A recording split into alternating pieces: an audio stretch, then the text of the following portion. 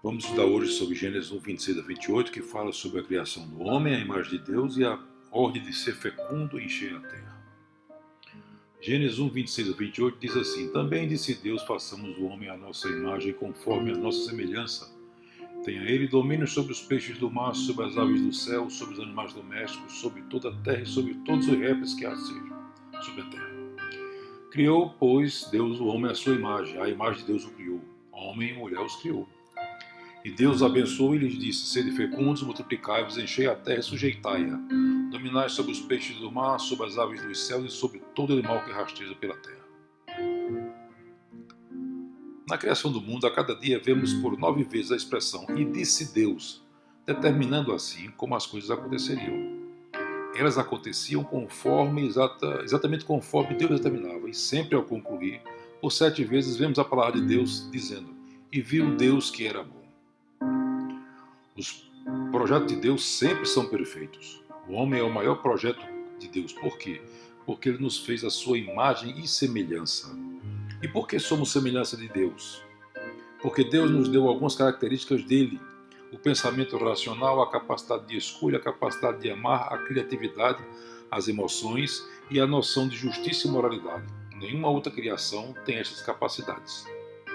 Você e eu somos obra-prima da criação, como está escrito na carta aos Efésios 2:10, pois somos obra-prima de Deus, criados em Cristo Jesus para fim de realizar as boas obras que Ele de antemão planejou para nós. Na carta aos Coríntios 11:7 está escrito que o homem é a imagem de glória de Deus, e no Salmo 8:4 a 5 diz: o homem é a glória da criação. Que é o homem que dele te lembres, e o filho do homem que o visites? Fizeste-o, no entanto, por um pouco menor do que Deus, e de glória e honra o coroaste. Diante da perfeição da sua criação, a ordem de Deus foi para que o homem e a mulher fossem fecundos, se multiplicassem através da geração de filhos, e que enchessem a terra de gente igual ao que ele tinha criado, para que estes seres perfeitos criados dominassem a terra. O que Deus havia acabado de criar era perfeito e agradável. Era natural que ele quisesse que a terra fosse cheia das pessoas desse tipo, pessoas que refletissem a sua glória. Isto seria bom para todos. Entendamos que filhos são importantes, pois Deus, na sua palavra, a Bíblia, diz que filhos são a herança do Senhor e são como flechas na mão do guerreiro. Diz assim o Salmo 127.35: Herança do Senhor são os filhos, o fruto do ventre seu galardão. Como flecha na mão do guerreiro, assim são os filhos da mocidade. Feliz o homem que enche deles a sua aljava. Não será envergonhado quando pleitear com os inimigos à porta. Se nós olharmos para a criação em Gênesis, vemos que após criar o homem e mulher, Deus os abençoou e disse: Sede fecundos, multiplicai-vos, enchei a terra, sujeitai-a. Não se esqueça de que todo o projeto de Deus é perfeito, e o homem é seu maior projeto. Se observar mais atentamente, vemos que Deus deu de antemão ao homem tudo o que lhe era necessário.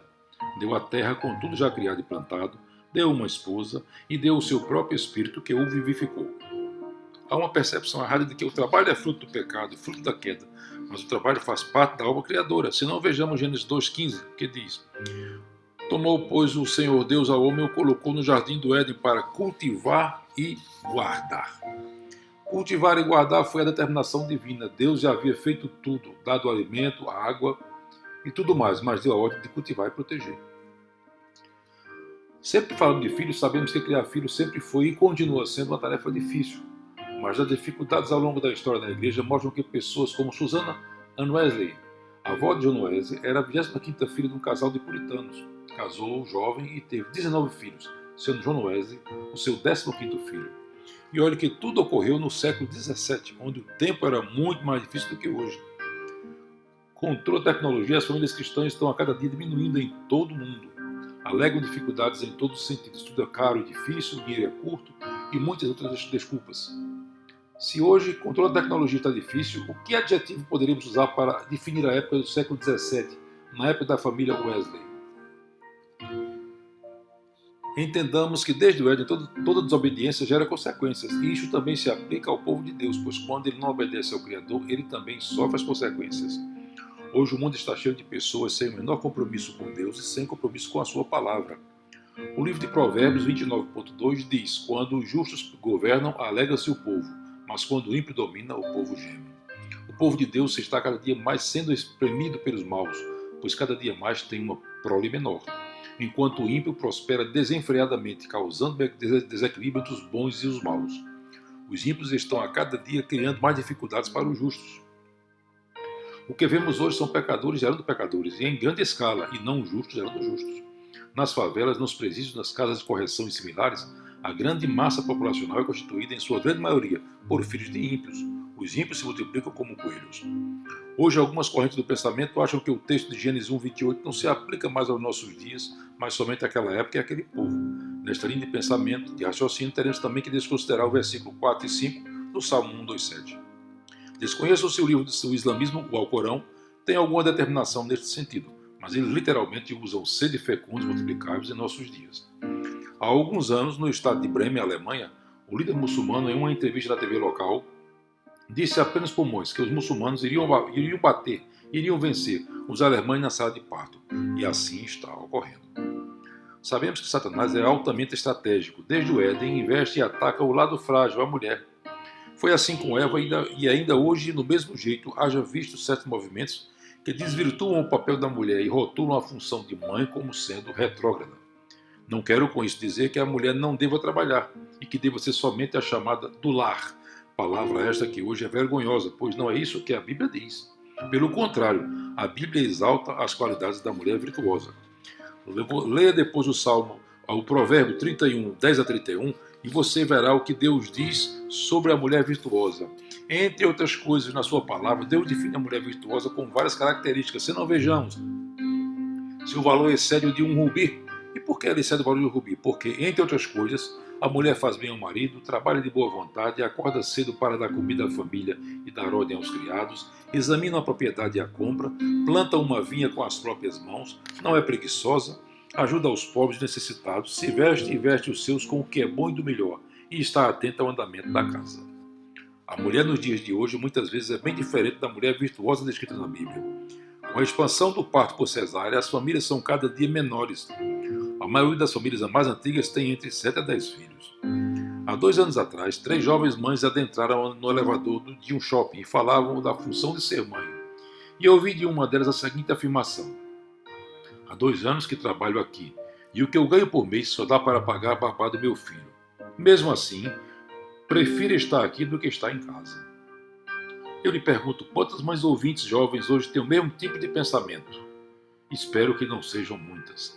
Há um pensamento pós-moderno de que ser apenas mãe nos dias de hoje é vergonhoso, é um opróbio, e que ter muitos filhos e família grande é coisa de matuto ou de gente ignorante.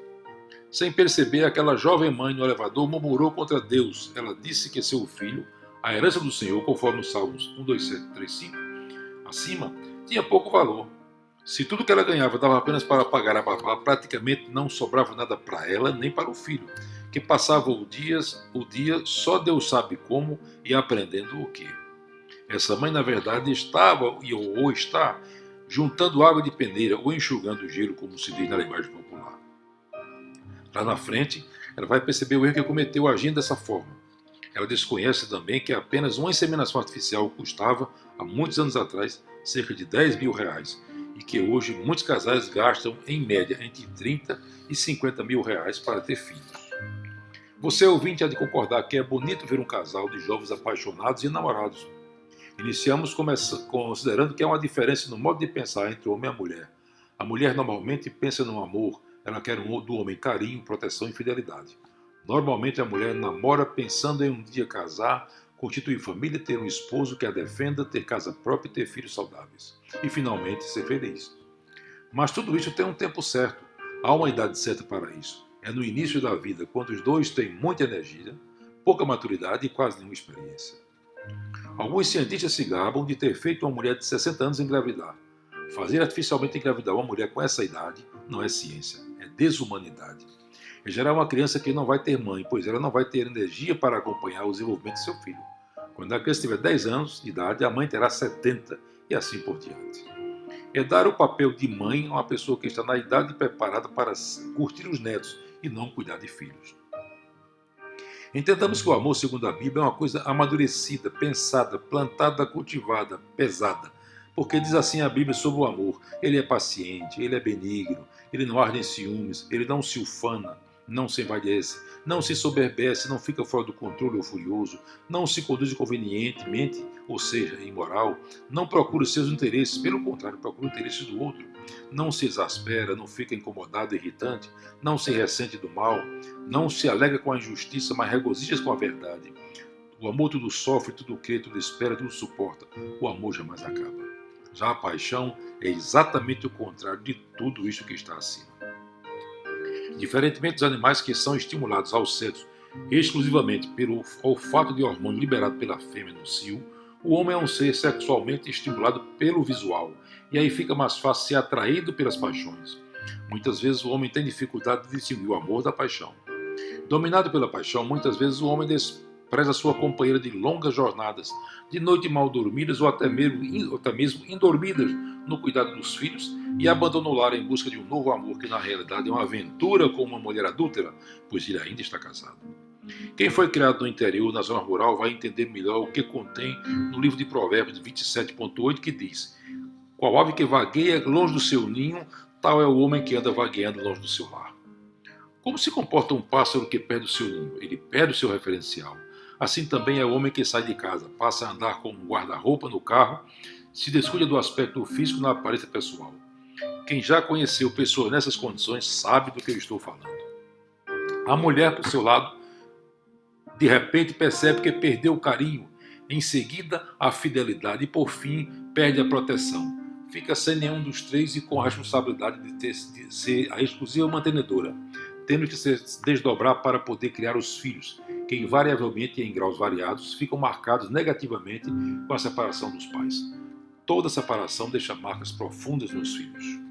Além do mais, a mulher abandonada fica emocionalmente afetada tanto pelo abandono como pela sobrecarga física e emocional de que agora está submetida, e assim fica mais vulnerável aos aproveitadores que se apresentam como ombro amigo na hora difícil, mas que na verdade são verdadeiros leões sexuais. Vemos que muitos homens não têm ideia do prejuízo que causa uma célula familiar quando saem de casa e abandonam o projeto de Deus chamado família. Não é à toa que o livro de Provérbios contém vários alertas sobre o perigo e as armadilhas da mulher adúltera. Muitos homens pensam erradamente que só são importantes para os filhos, mas na realidade ele é importantíssimo para as filhas, porque é o pai e não a mãe que imprime nas filhas o caráter feminino e a segurança da futura vida matrimonial e conjugal. Para uma melhor compreensão deste tópico, recomendo que assistam o filme Corajosos, e aí entenderão melhor o que eu estou dizendo. No cenário atual, percebemos ainda que também houve uma inversão de valores com relação ao texto Sujeitaia, onde Deus determina que o homem domina a terra, onde o homem é o rei, a natureza o súdito. Perceba que o ambientalismo prega o contrário, que o homem seja sujeito à natureza. Neste pensamento de ambientalismo, a chamada mãe natureza é a rainha e o homem seu súdito. O homem é a serviço da natureza e não a natureza a serviço do homem, totalmente contrário à determinação bíblica. O Sujeitaia inclui preservar, respeitar o que Deus fez. Como cristãos, não podemos destruir o que Deus criou, não podemos, por exemplo, jogar lixo na rua, poluir rios e mares, fazer queimadas químicas que poluam o ar e assim por diante. Trazendo tudo isso aos dias de hoje, vemos que o povo de Deus só pode crescer mediante duas vertentes. A primeira vertente refere-se ao nascimento de filhos naturais, que a cada dia diminuem mais a sua prole.